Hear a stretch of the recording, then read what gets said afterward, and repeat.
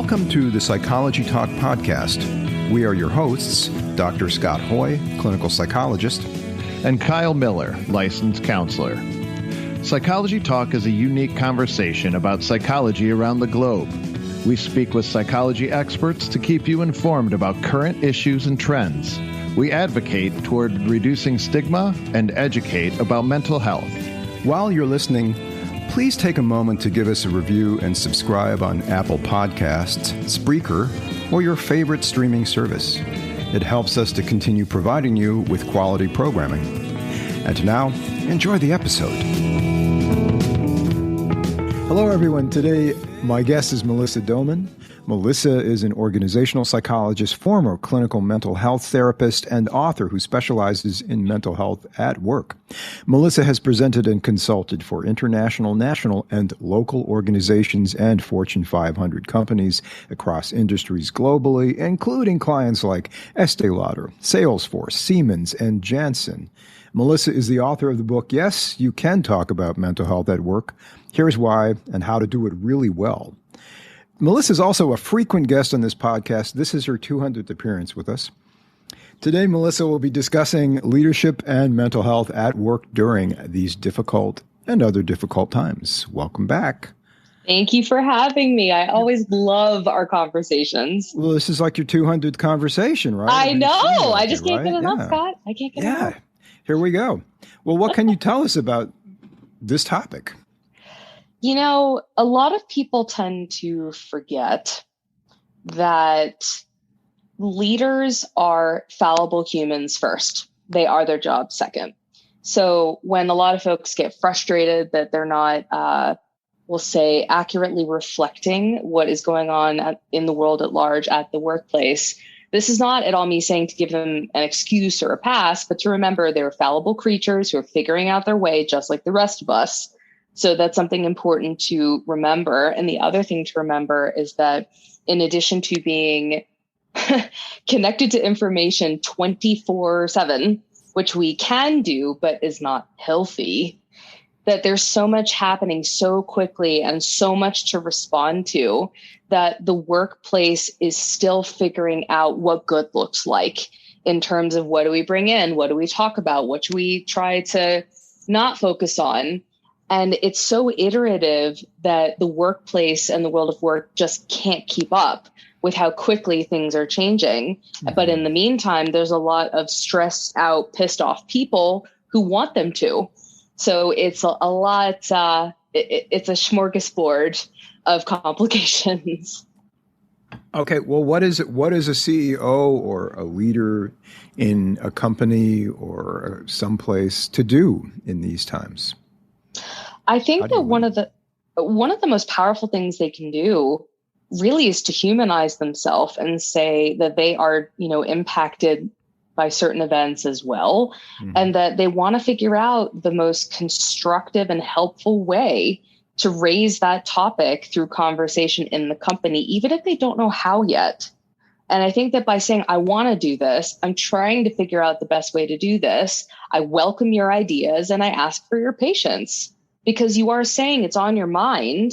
You want to get some collective input, and granted, opinions are like assholes. Everybody has one.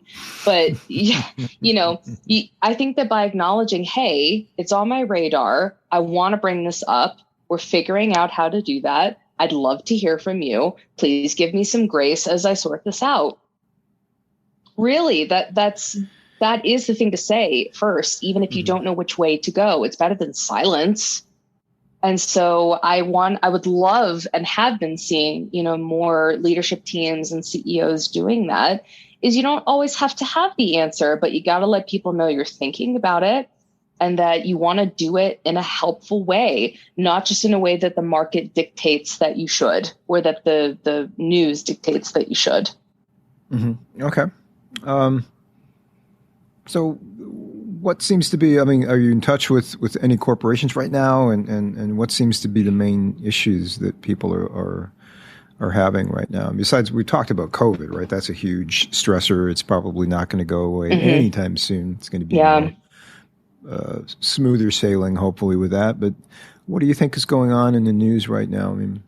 I mean, the Ukraine crisis is something that's out there bothering people. Oh gosh, I think the question is what is not going on. Yeah. So with all my clients, I'm hearing a lot of pain points from them in terms of wanting to know how to bring this up, how to do it in the right way. What do those conversations look like? Creating space for them. So the ones that are most top of mind in my recent discussions with these corporate clients, obviously the Ukraine crisis, a lot of the anti-trans and anti-LGBTQ legislation being passed in Florida and Texas and some other southern states might follow. The new Crown legislation that's being passed as well, which is really wonderful for the Black community.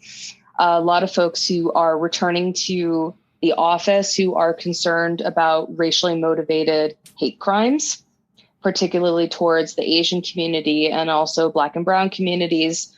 Also, I can't even believe I'm still saying this, a lot of anti-Semitic hate crimes as well that are still happening globally and a lot in the US, unfortunately. As a member of the Jewish community myself and the descendant of 2 Holocaust survivors, I am obviously not happy to see that swastikas are still being painted on synagogues. And I'm not even that religious.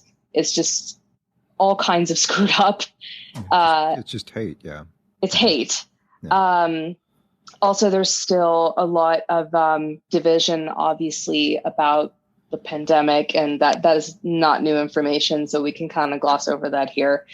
And also, I'm just seeing a lot of families also who are speaking up and really stressed out about how legislation is changing in schools and how that's impacting their kids, whether it's from a COVID safety perspective or what's being taught to them in schools. So you see, obviously, the parents who they deeply love their children and they see what is being presented or not presented to their children and how the environment is or isn't. Parents carry that with them and then they carry it into work. Right. So there are so many more topics I could cover, but those are the largest ones that are present right now. Okay. Well, gosh, that's a lot. Yeah, it's a lot. And so that's why I think that, most of my clients go, head on, Mel, how can we talk about this in a constructive way, how it's impacting people's mental health, how to support each other. And there's still some who say, oh, I don't know if we want to go there. I'm just worried we'll upset somebody. And I say, well, not talking about it is even worse. That's so true. You have, true. I understand the concern. I do, but avoiding it is a stopgap measure. Okay. Got to start talking about it. Okay. Let me ask you this. What do you think about the psychosocial model? What do you think of that? Oh, gosh, you're taking me back to my Adler days. You're okay. It's a grad school thing. I love it. Okay. I love it. Well, what's it? But, how do you it's a nice, it's pretty down and dirty way of quickly assessing what's going on. Yeah. You're talking about mental health issue, which is more in the psychological realm of things, right? And physiology, right? Like in stress reactions and things like that. But these things are out in the social realm. And what's an advocate or a psychotherapist to do about that? There's only so much you can do within the realm of what your practice is, but you're doing totally. You're helping advocate. But how does a CEO talk about these things that are out of their control and are real physical problems? They're not thinking. Right. Over and over that something's out to get you. It's that. Plus, it could be something that is actually out to get you or someone that's out to get you. I talk about the biopsychosocial model a lot in my work and helping people understand that the workplace is not a vacuum and people are bringing in, to work, whether it's virtual or in person, all of these different systems that impact them as an individual. And so one of the most powerful things that I always advise organizations that I'm doing, speaking with, training with, or advising leaders on how to talk about these things is saying, we acknowledge that we cannot control what is happening with these current events. What we can control is how we talk about it. Because if you think about the circles of control and influence from Stephen Covey, that is literally the message of that model is focusing on what you can control and influence and letting go of what you can't. Absolutely. That doesn't mean, oh, the Ukraine crisis is on the other end of the world, it doesn't impact me. Well, what you can control is donating to relief efforts to try to help those poor people. So trying to focus on the actions that you can take, trying to focus on the conversations that you can have, which that is your way of trying to do your part. What else can you do? So it's really about readjusting, thinking about what you can actually impact and what you can't, and how you can do that.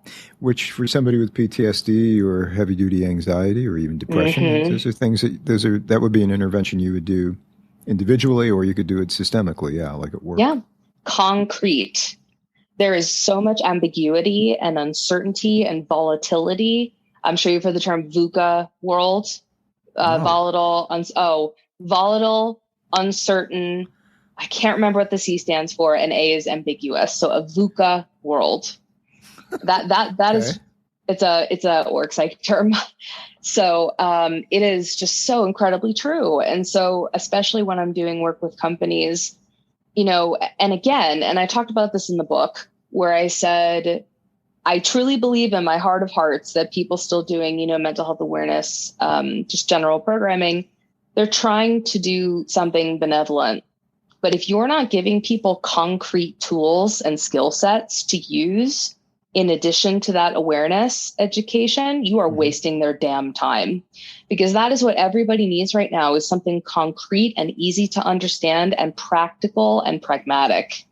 That is the only thing to create some sense, like a modicum of control, or having some sense of feeling grounded amongst the dumpster fire that we're all navigating.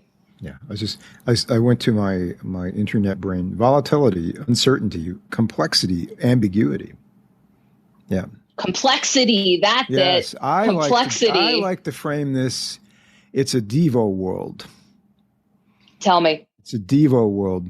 Devo wrote a song called Wiggly World. We're living in a wiggly world. Oh my God. I think that kind of, that ambiguity, they take it right on. They take right. de-evolution and ambiguity right on. That's right. That's right. So concrete steps. Now, I want to step back a little bit and talk about this Crown legislation, because as I've been watching Ukraine and Europe kind of do its thing and Russia do its thing, I think this passed me by. Tell me what that is. So I don't have exact wording on what the legislation is in regard to, but unfortunately, there are lots and lots and lots of people from the Black community who have encountered complete ridiculous nonsense and discrimination about their hair. So whether they choose to wear it natural or other hairstyles, and because of just some white privilege nonsense, have encountered discrimination or commentary that is just completely inappropriate. So the Crown Act is basically making that illegal in the workplace. Well, I mean, it's a bit like if somebody wears a religious item, or if they wear a hat or some kind of head covering. Sikhs wear big beards and turbans typically. Yeah. I mean, it's just like the fact that it's still an issue sadly doesn't surprise me, but is also completely ridiculous. So I'm happy that it's finally being addressed. And, there's even women from the Black community who've been telling me, and these are like from my clients, and they say that, that stupid commentary is even continuing on Zoom or Teams, where they keep making comments about how they change their hair. I'm like, oh my God, why are you saying this? Why is this a topic of conversation? Like, leave them alone. It's just really obnoxious and inappropriate. Well, like the people who shave their heads, do they get picked on for having a shaved head if they choose to go bald, if they have thinning hair, or if they just because it's socially acceptable to just do. Tattoos are kind of now acceptable, and plugs, and like more and more so, right? Used to be you had to cover up your arms if you had like not no mo, especially in tech. Oh, and tech, But nobody cared ever. Yeah. oh yeah. But it's completely inappropriate. And so I'm really happy that, something is finally being done about it. And I can't believe that, there's such a difference between complimenting someone versus constantly pointing out a way they choose to physically express themselves, especially as part of another culture that you don't understand. Yeah. Well, I think that Gregory Bateson had this right when he talked about the idea of schismogenesis. Go on. Go on.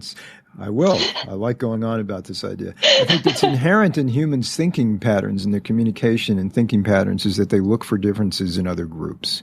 Totally. And that heightens if two groups, like let's say we were two different people from different hunter-gatherer tribes. I had these pink earbuds in. You've got those. Oh yeah, those great. They're social artifacts. Absolutely. Yes, I would have to heighten the fuchsia color of my earbuds and in difference to you as a person of that different tribe, and you get bigger headphones or whatever, Yeah. So this differences, people tend to look for differences. Absolutely. And that's natural and human. Increase them based on in-group, out-group dynamics. So totally. That's a natural thing to do. And it's not natural to sit around commenting. Or it's natural to sit around and comment. I think it's natural to have those differences and assume that what your perspective is the only real perspective, whatever that is, whatever tribe you're from. Or have you heard the term? But it tends to be a way for people to actually increase conflict too. Mm-hmm. It's not natural to think around that. It's natural to have a quick way of coming up with a way of sizing someone up, putting them in a category, and moving on. Yeah. And I think that exploring differences and talking about differences is a beautiful thing. But when people start constantly commenting and harping on it, you're just being a dick. And also, or just you don't know any better. You could just have no social graces, or you could be a little. There's also that. There's also that. Lack empathy. There's also that. Yeah. Have you heard the term being a solipsist? Yes. And have you heard of the term ultracrepidarian? No, that sounds good. Lay it on me. Tell me what it is. Oh, so the reason I'm mentioning it is just because we're talking about perspectives and views and things like that. Mm-hmm. Being an ultracrepidarian is making it seem as though you know a lot about things outside of your core knowledge that you don't. Okay. And there's a lot of people walking around that I would say meet that description. And give me an example. So let me give you Mr. They, them, her. I will give you an example. Yeah. Darian. I want to give the exact. So an ultra-trepidarian. Ultra-crepidarian. Crepidarian, not trepidatious, but crepidarian. No. Ultra-crepidarian. Expressing opinions or matters outside the scope of one's knowledge or expertise. I will give you... yeah. Okay, yeah. Yeah, so... A lot of people do that. Oh, this is a really messed up one from Google. You want to hear? Okay. As long as there's no copyright infringement with Google as we... No. This is just... an example that Google gave. Most patients are ultracrepidarians when it comes to medicine. Oh, yes. They know everything about the medicine. Gosh. Yeah. So there's also, just especially with these sorts of topics and, if we're looking at the intersections of DEI and mental health, there's a lot of ultracrepidarians going around that are saying things that they don't understand. But okay, so we're into differences, multiculturalism, and differences at work. What about ESG? Not MSG, but ESG. No. I know we talked about this before we started this recording. Yeah. What do you think about environmental, social, and governance standards for corporations and organizations? Well, I'm happy that they need to exist, number one. Mm-hmm. Number two, I'm very happy also for corporate social responsibility roles because accountability is one of my favorite words in language, period. I love that word, accountability. And so I think that there are organizations that do it really well.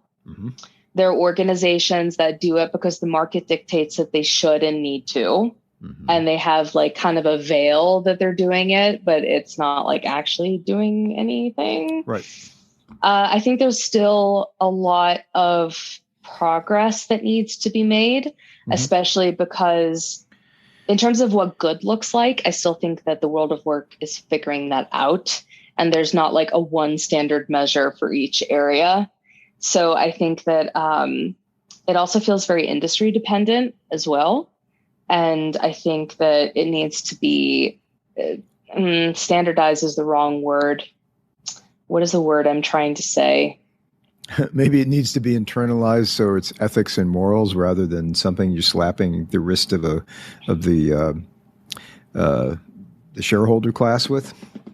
Yeah, that's another way of putting it. And I think that if we go back to, the fallible humans that hold these roles, right? If you're not examining the belief system that they hold and the perceptions they have and the experiences they've had, right? It's kind of the blind leading the blind.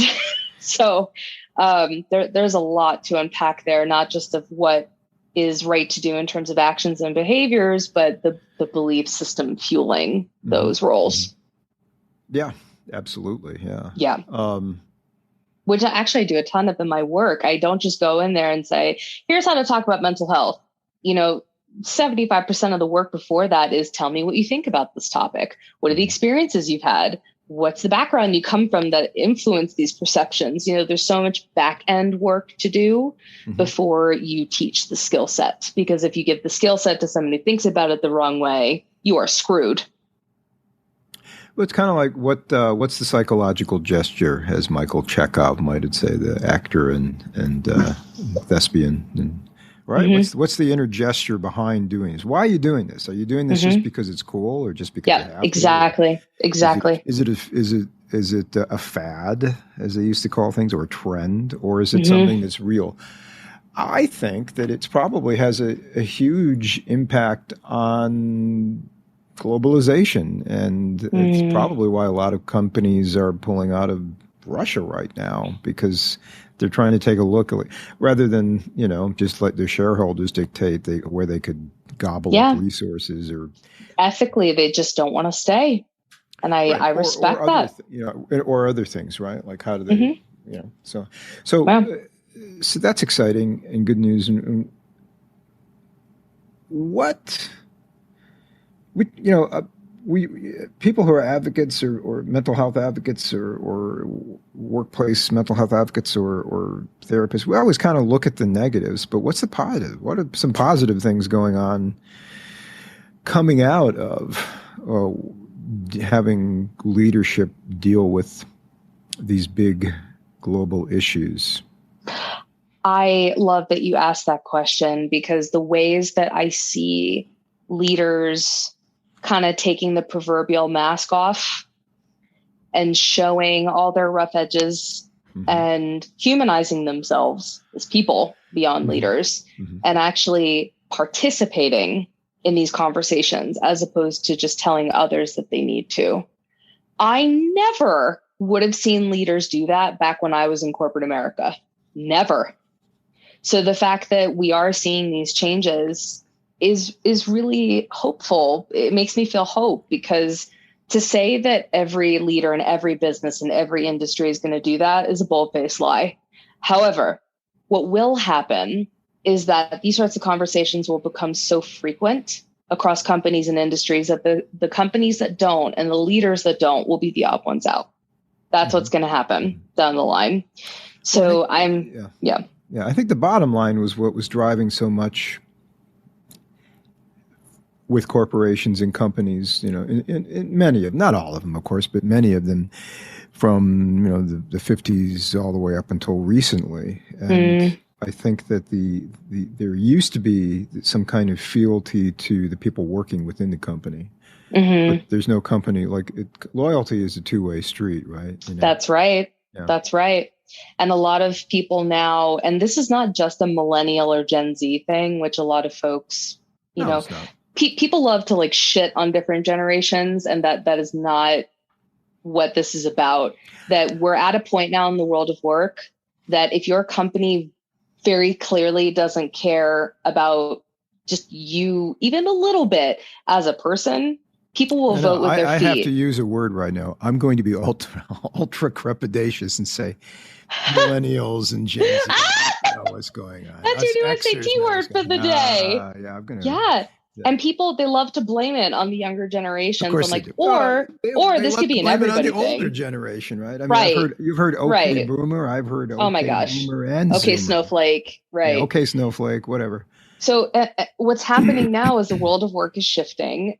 People want companies to at least have a basic duty of care, right. And they'll go if they have the opportunity to apply for other jobs, or if they are able to go to work for other jobs, because there are lots of reasons people can't leave jobs. Right. Folks are going to vote with their feet. They're going to go work for organizations who are doing it right. Mm-hmm. Yeah, that's simple. Absolutely. Yeah. Yeah. No, well, I mean, I think there is something that's been happening. I think that it's just now something that's measurable. Like you're seeing it, you're measuring a corporation. Environmental is a huge thing, right? And right now, environmental issues are huge because people are looking at the human impact on global warming. I mean, global temperatures rise and fall no matter what. But we're worsening it pretty badly. We're helping it out quite a bit. It's looking pretty bad in our lifetime, unfortunately. I feel like we've gone past the point of no return in some ways, which a lot of people would say, Don't Look Up is actually a forecasting documentary, not a fictitious film. But as I was watching it, I was like, oh, yeah, this is what's going to happen in like 40 years. Oh, it just made it into a movie. I mean, that could happen. That's about an asteroid. I think it was by any kind of, it seemed to me just kind of like looking at, yes, it was environmental issues, but it's also looking at how the pandemic rolled out and how social media is just not very good for you or cohesion in society. It's kind of a bad thing. I feel so conflicted about social media, particularly with these things going on. And when you can have like false videos circulating because technology is really creative. There are ways that social media can bring people together, start movements. It's also incredibly harmful in terms of people's moods and visions of reality, I say in quotes. And bullying and comparing yourself to other people. I would say social media, in my opinion, is like 85% bad. And then the rest, some good stuff can come out of it. I mean, it's really just the media now, because the media has used it and everything. Like, for instance, in New York Times, they have to have subscriptions, but they also have ads for the people who are looking at it without a subscription. Or the people who have a subscription. And so there's a lot of clickbait and they need to be able to, I mean, I don't need to beat up on the Times. There's other people who can do that, but, or the Los Angeles Times or whatever, but there's just there's too much of this, trying to force your attention. And it's a lot easier, unfortunately, people have a tendency to want to look at a train wreck or a car wreck. Oh, that's natural. Human tendencies. Like, if you said nice things in the newspaper all the time, people would be suspicious. They get bored. Number one, and they'd be bored. They get bored. Yeah, people. That old saying, "If it bleeds, it leads." That is still true. Yeah, and people, with a morbid curiosity. Yeah, but there's a lot of bad things to be said about it. Some good, some bad. For sure. Yeah. Well, tell us. You mentioned to me earlier that you were contacted by the nice folks over at Inc. magazine. Yes. What did you say to those people? What did I say to Inc. magazine? So it was actually about how to have constructive mental health conversations about the Ukraine crisis at work. But even beyond that, really what we're talking about is when these, horrendous current events happen, how do you talk about it in the workplace? What are some simple things you can do as best practice? So the reporter was amazing. She did such a good job. And it was very much geared towards these things are terrible. The world of work has to talk about it. Here's how to not screw it up. And when I got contacted for that interview, I felt a tremendous responsibility to make sure that I was giving something as practical and reasonable as possible. Because I've done, a bunch of media interviews before that about best practices around mental health at work discussions, period. But this was particularly tied to what is going on in the Ukraine.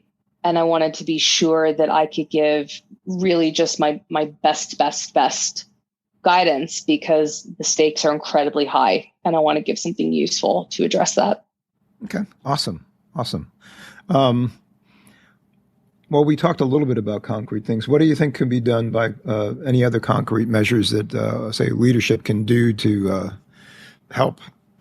I think it's a couple of things. Creating space for the conversation. And that can be done in lots of different ways, whether it is, company-wide town hall, whether it's a dedicated Slack channel, whether it's mentioning things in the internal company newsletter. You got to create space and make sure that people know there is an awareness of what is going on outside of the organization and how it could be impacting people who work there. And trying to figure out what are the best ways and avenues to talk about that actually work for people, as opposed to trying to do a one-size-fits-all approach. So find what works for your team or your division or your company, as opposed to doing, this is what other people are doing. Find out what works for you guys. And also, it's time and place. Just because it's happening all the time out there doesn't mean you need to be talking about it all the time at work. But people need to have the option to talk about it sometimes. Do you support, I'm sure, I think I know the answer, but do you often kind of get people to navigate more towards using an EAP and then moving into therapy as a resource after that, if they have individual needs at work? Oh, totally. So I think that there are, lots of different resources that work really well for people. So, speaking as a former EAP counselor myself, unfortunately, a lot of people still think that the EAP is not confidential. Still. So even though I don't do clinical anymore, I shout that stuff from the rooftops whenever EAPs come up in my events. I go, please use your EAP, except for cases of harm to self, harm to others, child abuse, or elder abuse. It is confidential. Use your EAP. So there's a lot of concern for that. It's even for the people out there in the private or group practice world, EAPs can be helpful at establishing trust and rapport. Oh yeah. And even though it pays a little bit less or a lot less at first, it's a taster, and it helps the person understand how the therapy will help if they need that. It's a great bridge. A great bridge. Yeah. And so really encouraging people, use your EAP, go see a therapist. Do you want to have some sort of community forum? Use 7 Cups. Do you want to, create like a support group at work? There's so many different things to do to create space for support. And if you want to see or feel you need to see a therapist, certain resources exist for a reason. As I'm sure that you all know, like, let's say a patient came to see you and you weren't the right type of clinician to help them. You wouldn't keep treating them. You would refer them to the person who could best help them.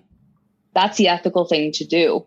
So when it comes to using different types of resources for these sorts of things at work, sometimes you can just talk to your colleagues or a manager. Or if that's not right, you talk to HR. Or if that's not right, talk to the EAP. If that's not right, talk to a therapist.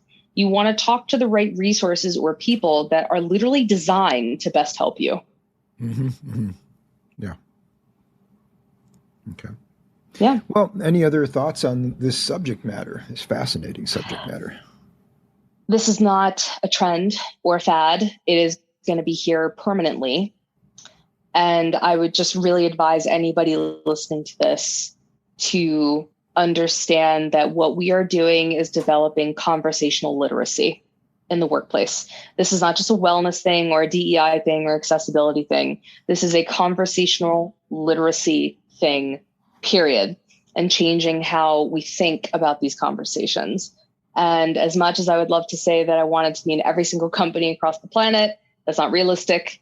So try to be on the right side of change and learn how to incorporate these conversations and skill sets into the fabric of your businesses, because down the line, the ones that don't are going to be the odd ones out.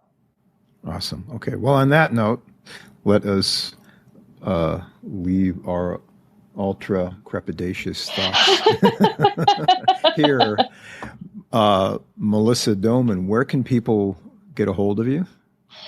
You can find me on my website, melissadoman.com. Mm-hmm. I'm also on LinkedIn, just my name, Melissa Doman. I'm also findable on Instagram at The Wandering Mel and on Twitter at Melissa Doman LLC. Okay. And the book is?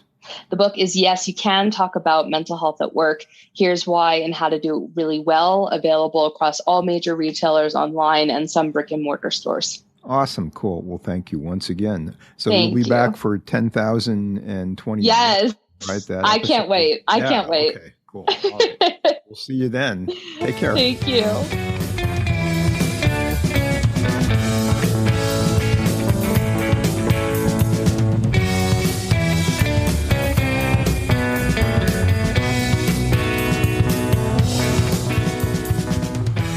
Thank you for listening to the Psychology Talk podcast.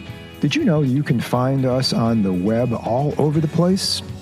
Well, maybe not all over the place, but you can find us on Instagram, you can find us on Facebook, you can find us at Spreaker, Stitcher, Apple Podcasts, loads of places. Please look for us, and if you can, subscribe, like us, leave us a review, send us a comment, a criticism. Hey, we like to hear a lot from people.